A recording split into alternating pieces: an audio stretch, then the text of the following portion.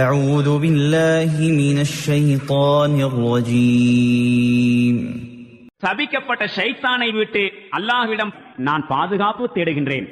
وربك الغفور ذو الرحمة لو يؤاخذهم بما كسبوا لعجل لهم العذاب بل لهم موعد لن يجدوا من دونه موئلا.